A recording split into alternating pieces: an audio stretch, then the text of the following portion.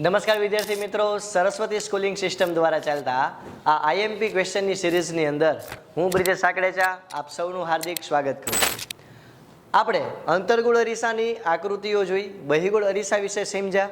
હવે આપણે કોઈક વિદ્યાર્થીઓને કોઈક દાખલાઓ જે છે એમાં કંઈક વાંધો પડતો હોય તો આપણે આજે કોઈક દાખલો કેવી રીતના સોલ્વ કરવો ફિઝિક્સની અંદર એના વિશેનો આજે આપણે વિડીયો લઈને આવીએ છીએ.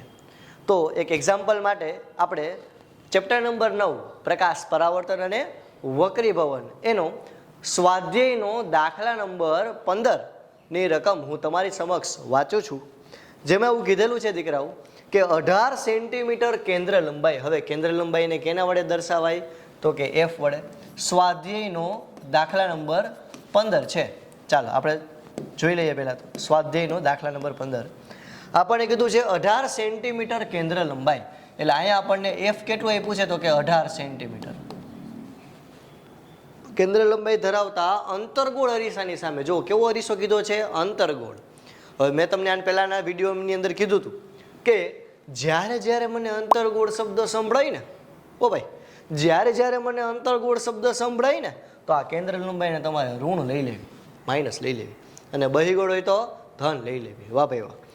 આગળ અંતર્ગોળ અરીસાની સામે 27 સેન્ટીમીટર દૂર, ઓહો વાહ ભાઈ વાહ, 27 સેન્ટીમીટર દૂર એક વસ્તુ કે જે 7 સેન્ટીમીટરની છે. એટલે અહીંયા આપણને વસ્તુ અંતર આપ્યું છે 27 સેન્ટીમીટર અને વસ્તુ જે છે એની હાઈટ આપણને આપેલી છે 7 સેન્ટીમીટર મૂકી છે. તો પડદાને અરીસાથી કેટલા અંતરે રાખતા, એટલે અહીંયા આપણે શોધવાનું છે કે પ્રતિબિંબ અંતર કેટલું થાય, પ્રકાર કેટલો થાય અને વસ્તુનું પરિમાણ એટલે કે તમને વસ્તુ જે છે એ કેટલા સેન્ટીમીટર મળશે એ આપણે કહેવાનું છે. ચલો કાંઈ વાંધો નહીં. હવે અરીસાનું સૂત્ર આપ સૌને ખ્યાલ છે. અરીસાનું સૂત્ર ઓકે. હજી એક પહેલાં તો કાર્ટેશિયન સંજ્ઞા પ્રણાલી પ્રમાણે આપણે પહેલાં તો આપણા દાખલાને જોઈ લઈએ. તો કેન્દ્ર લંબાઈ અંતર્ગોળ અરીસો હોવાથી માઇનસ થશે. વસ્તુ અંતર ઓલવેઝ ઋણ, યાદ રાખવાનું. વસ્તુ અંતર ઓલવેઝ ઋણ જ હોય દીકરો, હંમેશા. કારણ કે હંમેશા તમે વસ્તુને અરીસાની ક્યાં રાખવાના તો કે ડાબી બાજુ જ રાખવાના છો. પ્રતિબિંબનું જે હાઈટ છે, સોરી વસ્તુની હાઈટ એ આપણને 7 સેન્ટીમીટર આપેલી છે. ચાલો જોઈએ. તો પહેલા આપણે સ્ટાર્ટ કરવાનું અરીસાના સૂત્ર પરથી. દીકરાવા 3 માર્કમાં દાખલા પૂછાય છે. હું અરીસાના સૂત્ર ઉપરથી, અરીસાનું સૂત્ર કંઈક આપણી પાસે આવું છે કે 1/f બરાબર 1/v પ્લસ 1/u.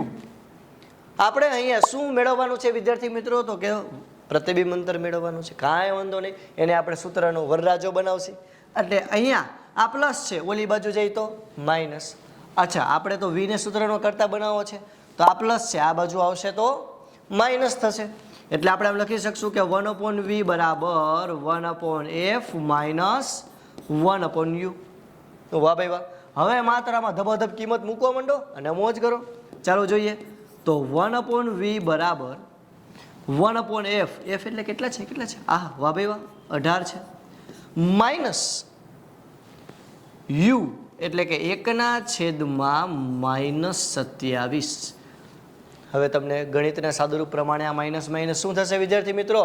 પ્લસ. તો હું અહીંયા એવું લખી શકીશ 1/v બરાબર -1/18 પ્લસ 1/27.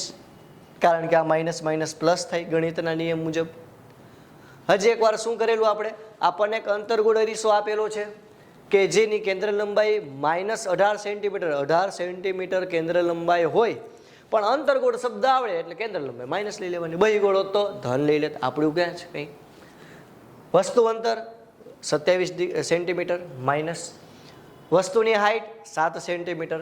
અરીસાના સૂત્ર ઉપરથી આપણે કિંમત મૂકી. અરીસાના સૂત્ર ઉપરથી 1/f બરાબર 1/v પ્લસ 1/u. સાદુરૂપ આપ્યું. આપણે 1/v ના સૂત્રનો વરરાજો બનાવ્યો, કરતા બનાવ્યો. હવે હજી આપણે આગળ સાદુરૂપ આપવા જઈએ તો કંઈક આવું થશે કે 1/ આજે આ પ્લસ 27 છે એને આગળ લઈ લો અને -18 છે એને પાછળ લઈ લો તો કંઈક આવું જોવા મળશે તમને. 1/v બરાબર 1/27 -1/18. કાંઈ વાંધો નહીં. ચાલો ચોકડી ગુણાકાર કરી દઈએ. આવડે છે ને તમને ચોકડી ગુણાકાર કરતા? ઓકે, જોવો જોઈ. આ આની અગાસીએ જઈ, આહા, અને આ આની અગાસીએ જઈ, આ આની અગાસીએ જઈ, આ આની અગાસીએ જઈ, અને આ બે લગ્ન કરી લઈએ. આહા, વાહ ભાઈ વાહ. એટલે કે 27 ગુણ્યા 18. આ આની અગાસીએ જઈ, આ આની અગાસીએ જઈ, આ બે લગ્ન કરી લઈએ. થઈ ગયું. હજી ઉતાવળ ન કરો, આ બેનો ગુણાકાર કરવા મળશે વિદ્યાર્થી મિત્રો. અરે ભાઈ ઉતાવળ નહીં કરવાની. ચાલો જોઈએ. 1/v બરાબર 18 માંથી 27 જાય તો કાંઈ વાંધો નહીં, 9 પ્લસ માઇનસ માઇનસ મોટા પદની નિશાની તો કાંઈ માઇનસ 27 મોટા છે એની આગળ માઇનસ છે એટલે આપણે માઇનસ લખશે. છેદમાં 27 ગુણ્યા 18. ચલો અહીંયા સાદુરૂપ આપીએ તો 9 તેરી 27. તો આપણને કંઈક આવો આન્સર મળેલો છે કે 1/v બરાબર 18 તેરી 54, 54. તો -1/54. બંનેને ઉલટાવીએ. બાબુરાવ કા સ્ટાઇલ હે, ઉલટાવી નાખી તો આપણને શું જોવા મળશે? v બરાબર -54 સેન્ટીમીટર.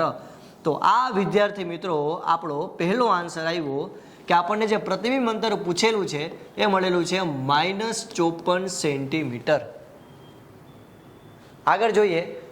પ્રકાર પૂછ્યો છે. અરે ભાઈ અંતર્ગોળ અરીસો છે, અંતર્ગોળ અરીસામાં પ્રકાર આવશે વાસ્તવિક અને ઉલટો. શું કામ? કારણ કે આ જે કિસ્સો છે તમે જુઓ કે જે વસ્તુનું સ્થાન છે એ આ F18 સેન્ટીમીટર છે. એફનું ડબલ કરો તમને C મળશે, વક્રતા કેન્દ્ર. તો આપણી જે વસ્તુ છે એ F અને C ની વચ્ચે છે.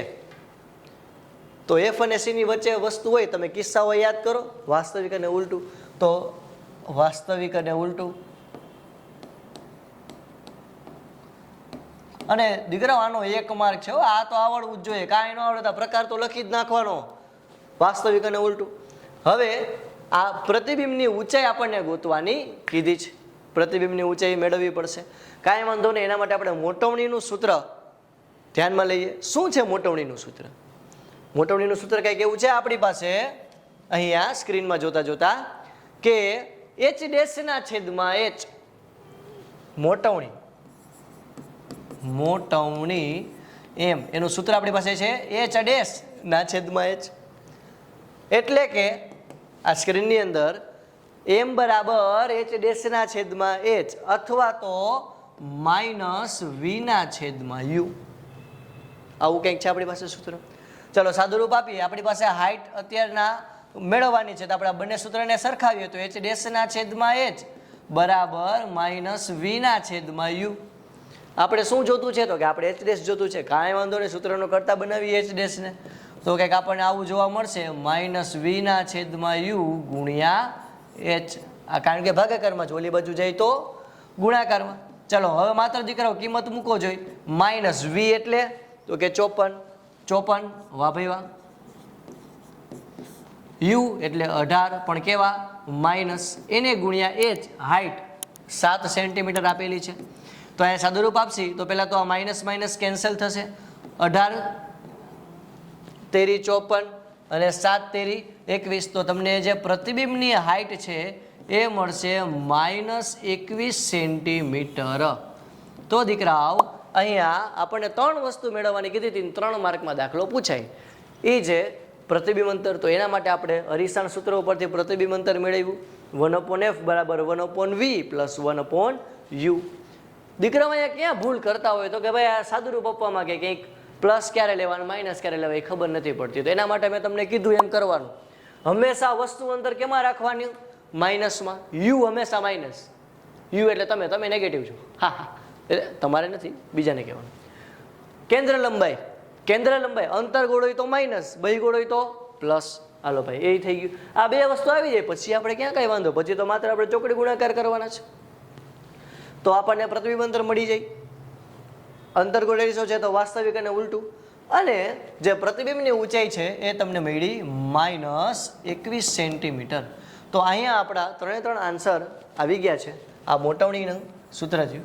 તો આપણને 3 માર્કની અંદર આ ક્વેશ્ચન પૂછાય, આવા દાખલાઓ પૂછાય. તો આની તૈયારી આપણે કરવાની છે. ડન. ચાલો અહીં સુધી રાખીએ દીકરાઓ. જય ભારત, જય હિન્દ.